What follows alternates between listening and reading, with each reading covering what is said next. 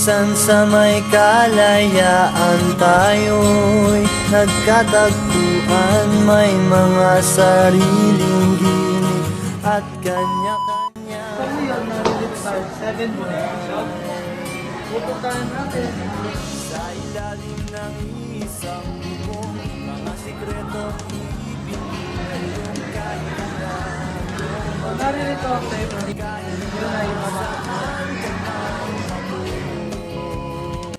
what do you think that has been improved from the last week since Sir Michael is here on the Frances National High School? According to my observation, the School of Frances National High School in Region 3 is still a developing school. However, in the past few months, I can definitely say that it is improving. The school have become more obedient to the laws of the school. But of course, we cannot avoid the fact that there are still some people or some students who does not follow the rules. It's quite normal since there's a saying that no one is perfect.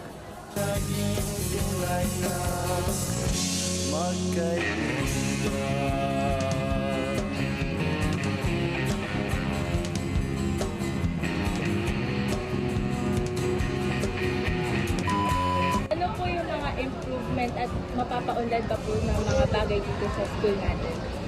Sa mga improvements ng paaralan, buhat nung natapos ang pandemic, nagkaroon tayo ng mga certain improvements sa eskwelahan. Nagkaroon tayong upgrading ng mga patwalk para mapaghandaan ang high tide at saka baha. At nagkaroon din tayo ng mga CCTV cameras para mapangalagaan ang seguridad ng mga mag-aaral at saka hari-harian ng paaralan.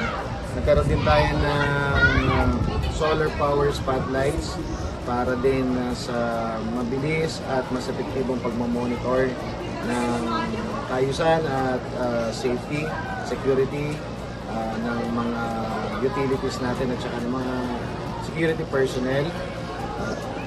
Nagkaroon din tayo ng mga additional na mga hand wash facilities. Tapos meron din tayong library ngayon na nagagamit na rin ng mga estudyante ng paaralan.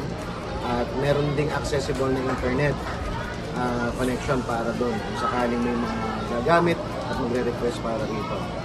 Sa improvement naman natin ay nagbabalak at nagpaplano ang paaralan na sa pamamagitan ng pagre-request sa pamahalang lalawigan at kung sino man pwedeng malapitan ng para sa ating covered court. Yan ay matagal na ang inilalapit para magamit ng hindi lang ng paaralan, magamit din ng community, lalo na pag may mga events na ginaganap dito sa paaralan. At nagpaplano rin tayo na magkaroon din ng additional CCTVs, additional spotlights at ma-improve pa lalo yung mga hand wash facilities at saka mga CRs or comfort rooms na pwedeng gamitin ng mga mag-aaral at ng mga kawani ng paaralan.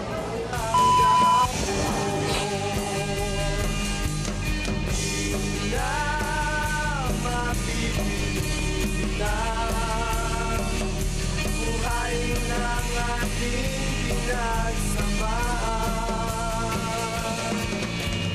Kung sakaling mapadaan baka ikaw ay aking tawagan. Ang bilis mo na.